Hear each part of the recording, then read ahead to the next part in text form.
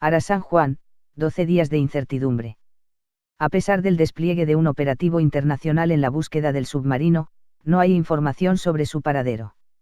El portavoz de la Armada Argentina, Enrique Balbi, aseguró ayer que si bien van 11 días de búsqueda, esto no quita que puedan estar en una situación de supervivencia extrema. Desde la Armada Argentina afirmaron ayer que todavía no hay novedades respecto del Ara San Juan y, mediante un comunicado de prensa, confirmaron que todavía están en la fase de búsqueda.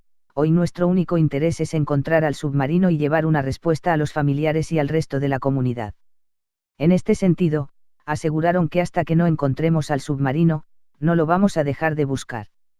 El último contacto del Ara San Juan con la base de operaciones fue el 15 de noviembre a las 7:30 cuando se encontraba a la altura del Golfo de San Jorge, a 432 kilómetros de la costa argentina. En esa comunicación, el submarino reportó problemas con sus baterías y el jueves a la noche se inició un operativo para restablecer el contacto. De este modo, la Armada declaró el estado de búsqueda y rescate del submarino.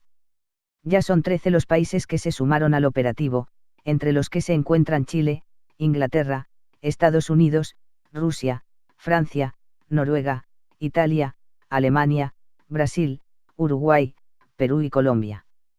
Tras este apoyo, son más de 50 los buques y aviones que integran el operativo de búsqueda de unos de los 3 submarinos de la Armada. Sin embargo, pese al despliegue de este operativo internacional, todavía no hay información sobre el paradero del Ara San Juan. El único indicio que dio a conocer la Armada fue el registro de una anomalía hipoacúsica, detectada por Estados Unidos el miércoles 15 a la mañana, 3 horas después del último contacto del Ara San Juan. Fue detectada 30 millas al norte de la última posición, en la misma línea de navegación hacia Mar del Plata, explicó el portavoz de la Armada Argentina, Enrique Balbi, y confirmó que había sido una explosión. Desde ese momento, según informó Balbi, la búsqueda está concentrada en un punto, donde se produjo la explosión, y las 40 millas alrededor, más otra área más reducida pero de mayor recurrencia posible, a partir de la última llamada, a 200 y 1000 metros de profundidad.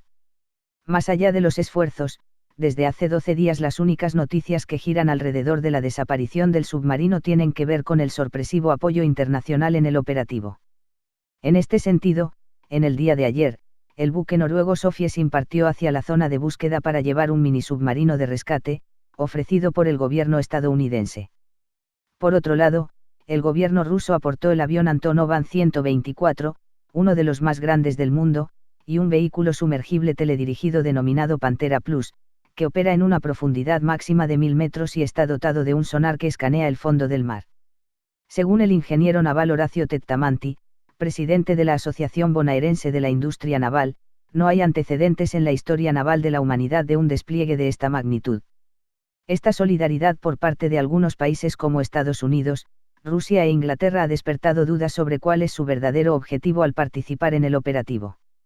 Entre las principales hipótesis que rodean la desaparición del submarino argentino, y su posterior búsqueda por parte de grandes potencias, se encuentra la posibilidad de ejercicios militares secretos y la competencia por la influencia en la región.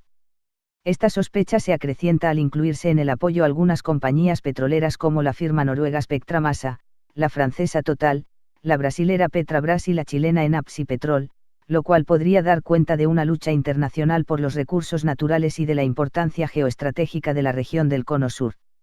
Otra de las últimas repercusiones que generó la desaparición del submarino fueron los dichos de Elisa Carrió en el programa de Mirta Legrand.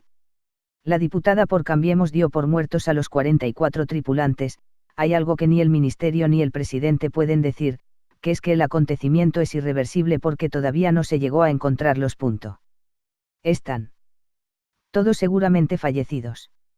Hasta que no se encuentre el submarino, el gobierno no tiene un respaldo legal para decir esto, es como la presunción de fallecimiento, agregó Carrió. Sin embargo, el portavoz de la Armada Argentina, Enrique Balbi, aseguró ayer que si bien van 11 días de búsqueda, esto no quita que puedan estar en una situación de supervivencia extrema y aseguró que no se puede afirmar algo hasta que no tengamos indicios o certezas de la situación del submarino. Simplemente tratamos de ser respetuosos con los familiares.